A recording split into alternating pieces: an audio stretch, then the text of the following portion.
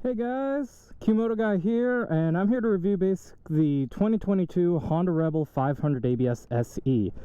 This is my personal bike, and basically we're just going to go over some of the performance specs, some of the things I like about this bike, some of the things I don't like, and just an overall kind of like feature sort of thing. I'm currently up in Oakhurst again. In case you guys didn't remember this location, this is where I started that Yosemite video, the one that absolutely sucked. But yeah, I also have a new helmet setup recording, so instead of my thing being down on the bottom, it's now going to be up here in the corner. So hopefully that'll be looking good. But yeah, this 2022 Honda Rebel is my personal bike. It's my first motorcycle, and there are some things on it. The seat, for example, is not how it comes from the factory. The bags don't come from that from the factory, and yeah, no, so let's just go ahead and hop on it there, and I'll be back on it as soon as I go ahead and get situated on here. I gotta connect myself and everything like that, so I'll be right back. Hey guys, it's Qmotoguy here, post editing. I decided just because the fact that the video itself was kind of grainy, the audio itself sounded perfectly fine, but I was also kind of just all over the place. I was trying to read my notes while riding on the bike at the same time, and if you were to hear me right now, I sound like a complete madman on the bike. I'm kind of like just all over the place, not really paying attention to my surroundings and things like that. So I decided, for the sake of all of us, that I would just go ahead and record myself for this first portion, and then I'll cut back into the video itself if needed. So yeah, this is the 2022 Honda Rebel 500 SC. It's my personal bike. Already stated that earlier. The reason why it's called the SC is because it's known as the Special Edition. The Special Edition comes in that exclusive silver paint, as you can see on the fuel tank over there, as well as it comes with some pre-installed accessories, including a headlight cowl, fork boots, fork tube cover, and a diamond dish seat, which, if you saw while I was not on the bike, is not the seat that it comes with. That is a Corbin seat, which I will get into later as to why I have that instead of the seat it comes with. Performance on the bike. The Rebel 500 motor is pretty smooth, I'd say, and isn't at all super shaky. It keeps the bike nice and stable. I've test ridden before the BMW R18, and when you turn that bike on, you can feel the bike move when you turn that thing on. But on the 500, it's pretty smooth. It's powered by a 471cc liquid-cooled parallel twin engine, providing 45.9 horsepower and 29.9 feet of torque. The bike also has a assist slipper clutch, and the lever action is pretty light and effortless. Shifting through gears is very smooth. Although I will say one problem I've experienced is personally shifting from first to second. It sometimes will just stick onto neutral, but it doesn't do that when I'm wearing boots. It's only when I'm wearing my mountain biking shoes, so it might just be the fact that those mountain biking shoes are way too soft. Hopefully I'll fix that in the future, but yeah.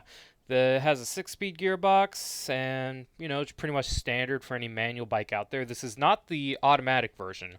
Now, Honda does make a Honda Rebel 1000 in automatic, but I've not heard the best things about it. It's kind of just up to you how you feel. Since this was my first bike, I wanted to learn how to actually ride the thing properly. Earlier in that video, you probably saw I was just testing out the brakes, showing off the brakes. The bike has ABS built on, which some people I know don't like, but some people, especially when you're starting out, it's kind of required. Um, there is a non-ABS version available, but it won't be available in that silver paint. I'll get into the paint options a little bit later. Um, Now, one of the drawbacks I would also say is, as I mentioned just right now, a 1000cc version does exist, but it's really hard to find. I couldn't find it anywhere locally. I don't think there was any in California at the time of me searching, unless I'm completely wrong.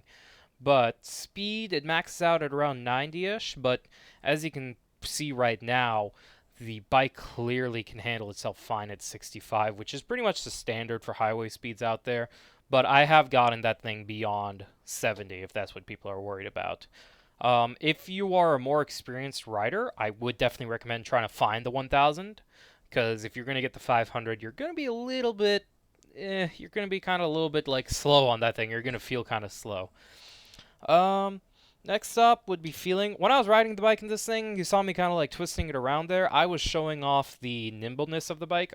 Unlike most big burly bike cruisers out there, the bike itself is surprisingly very nimble. I can, take that thing and basically go really good into the turns at fast speeds and really work myself into that. The foot pegs are in a middle position. They do make well, unofficially, they do make a kit that moves them forward, although the kit itself, in my opinion, is pretty pricey. So it's up to you if you really want to. I always recommend sitting on it and just getting a feel for it. I am 6'5", and I personally find myself very comfortable, although there have been times where I kind of wished I did have those forward pegs. And sometimes what I'll do is I'll just put my feet on the highway bars and just, relax on there in the meantime. It has very great stiff suspension, which really, minimizes a lot of bumps. Of course, you're going to feel bumps on the thing. Don't get me wrong, but it is definitely very smooth. It's not very, it's not garbage. That's what I'm trying to say. The bike has 16-inch Dunlops. Both front and rear are mounted on that. And it is neutral and stable. It's really easy to ride on straights and very accommodating on twisted roads. Really allows you to get in on those turns. One of the drawbacks, as I said earlier, is the seat. So the Diamond Stitch seat is not bad, but I definitely recommend upgrading to a Corbin seat or whichever seat manufacturer you like. The Diamond Stitch seat itself, I compare it to sitting on a plank of wood. Now, some people like sitting on a plank of wood, but personally I wanted something a little bit more comfy. So I went ahead and just put on a Corbin seat for that. Functionality. The bike's performance is amazing. For an everyday cruiser, something that you can just hop on, take it out to go to work, or take it out to go run an errand in town or something like that. It's perfect for that, but it can also do some pretty long trips.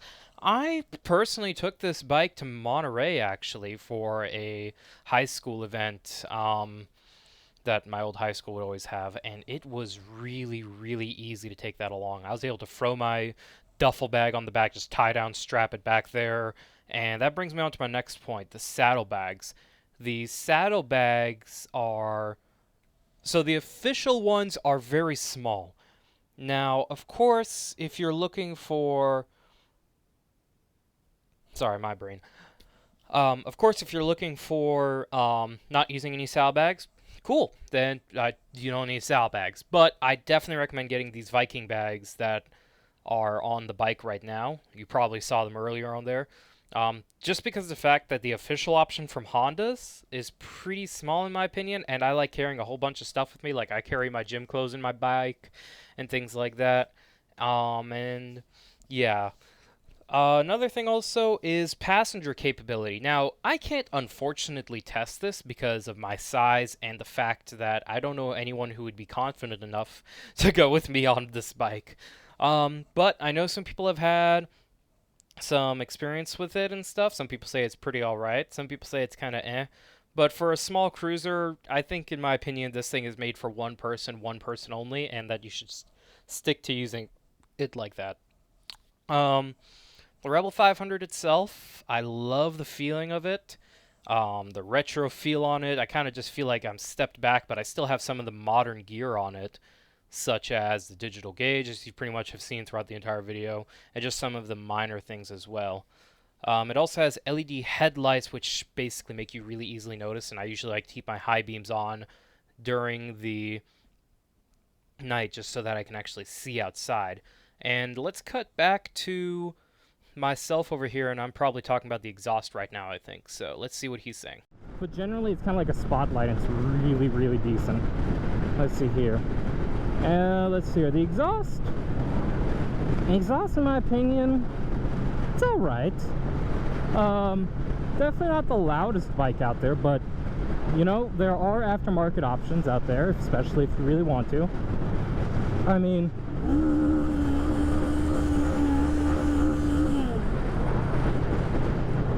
yeah, there's just, it's okay. I wouldn't say it's exactly the best. Here. And honestly, that's all I really got to say. There isn't really a whole bunch to say, really a lot about this bike. I'll put all the spec information down into the bottom area. You're always more than welcome to go and take a look at it. Because, you know, see here, what else is there? Am I missing anything? Yeah, nope. Drawback, factory seat. Oh! I might as well just get into this real quick. As I said earlier, this bike does have a custom seat on it. It's a Corbin seat. I recommend it, no matter what. The seat itself, the stock seat sounds good. Okay, that's just some guy.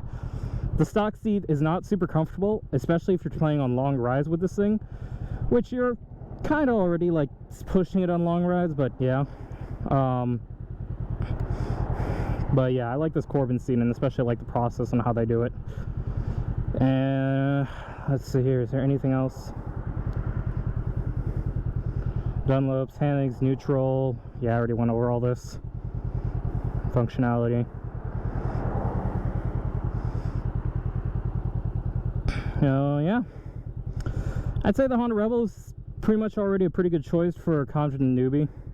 Someone who's new into motorcycle riding. This is my first bike, as I said. It's an excellent daily rider. Something simple for up here, you know, not really like for long rides or anything. If you can't, just get the SE, because the silver color is amazing. The stock colors, don't know what they are. Probably put them up here onto the corner of the screen real quick. Yeah, I'd say get this bike if you can, unless you really don't want a Honda. Which at that point, then yeah. So hope you guys have a good day.